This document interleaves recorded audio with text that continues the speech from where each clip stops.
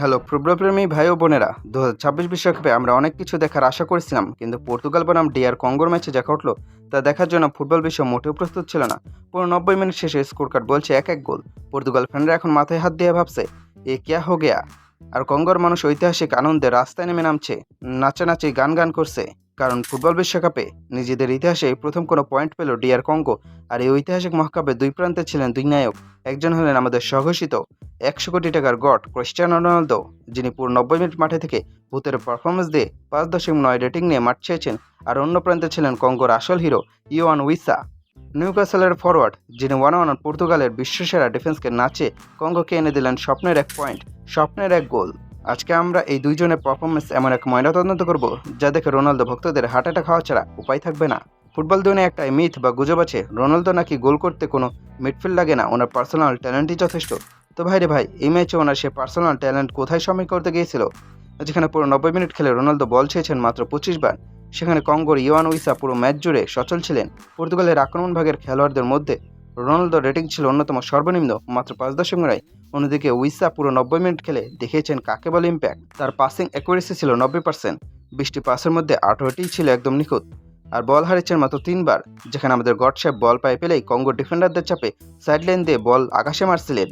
সেখানে উইসা বল পেয়ে পায়ে রেখে পর্তুগিজ ডিফেন্ডারদের রীতিমতো জিমন্যাস্টিক করাচ্ছিলেন। রোনালদো ভক্তরা সবসময় ওনার অরা নিয়ে চিল্কায়। ভাইরে ভাই, এই ম্যাচে উইসার খাটুনির সামনে রোনালদোর অরা তো কর্পূরের মতো উড়ে গেছে।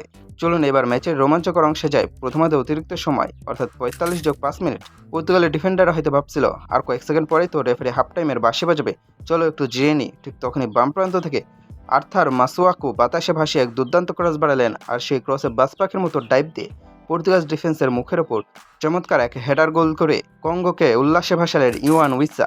গোল কঙ্গো 1, পর্তুগাল 1। পর্তুগালের গোলকিপার ডিয়াগো কস্তা জাস্ট হা করে তাকিয়ে দেখলেন বল জালের ভেতর শপিং করছে। উইসার এই এক গোল কঙ্গোকে বিশ্বকাপে তাদের ফুটবল ইতিহাসে প্রথম পয়েন্ট এনে দিল। এবার একটু ফ্ল্যাশব্যাকে যায়। রোনালদো ভক্তরা তো হেডার গোলের কপিরাইট রোনালদোকে দিয়ে রেখেছে, তাই না? তারা বলে বাতাসে ভাসমান যে কোনো বলে গোল করার ক্ষমতা নাকি শুধু CR7-এরই আছে। কিন্তু এই ম্যাচে আমাদের গডশেপ কি করলেন? দ্বিতীয়ার্ধে মাত্র 5 মিনিটের ব্যবধানে দুটো গোলপোস্টের একদম সামনে থেকে পাওয়া হালুয়া রুটি টাইপ সহজ সুযোগ তিনি ডান পাশ আর বাম পাশ দিয়ে মাঠের বাইরে চালান করে দিলেন। উইসা যেখানে কঠিন সুযোগে হেড করে গোল ম্যাচ জেতাচ্ছেন, জোহানেবেজ গোল করে পর্তুগালকে এগিয়ে দিচ্ছেন, সেখানে গড ফাঁকা পোস্টে বল মারতে পারছে না। একেই বলে কাজের বেলায় কাজী, কাজের পর পাজি। উইসা যে শুধু গোল করছেন তা কিন্তু নয়, একজন ফরওয়ার্ড হয়েও তিনি ডিফেন্সে যা অবদান রেখেছেন তা দেখলে রোনালদো লজ্জা পাওয়া উচিত। উইসা এই ম্যাচে 2টি ইন্টারসেপশন করছেন, একটা ক্লিয়ারেন্স করেছেন এবং 1-on-1 ট্যাকেলে তার সাকসেস রেট ছিল 100%। মানে ডিফেন্স এসেও তিনি পর্তুগালের আক্রমণ থামিয়েছেন। ওনাকে থামাতে গিয়ে পর্তুগিজ ডিফেন্ডাররা 3বার ফাউল করতে বাধ্য হয়েছে। আর এই অলরাউন্ড পারফরমেন্সের পুরস্কার হিসেবে ম্যাচ শেষে উইসার রেটিং দাঁড়ায় 7.5। চিন্তা করে দেখুন, একদিকে কঙ্গোর ইওয়ান উইসা, যিনি পর্তুগাল বিশ্বসেরা ডিফেন্সকে নাচিয়ে 1-on-1 গোল দিয়ে ম্যাচ ড্র করে 7.5 রেটিং নিয়ে মাঠ কাঁপালেন। আর অন্যদিকে আমাদের 100 কোটি টাকার গড, যিনি 25 বার বল চেয়ে 3টি শটের একটু লক্ষ্য না রেখে দুটো বিগ চান্স মিস করে 5.9 রেটিং দিয়ে মাঠের মধ্যে হতাশার বিরক্তিতে শুধু মাথা নাড়ালেন।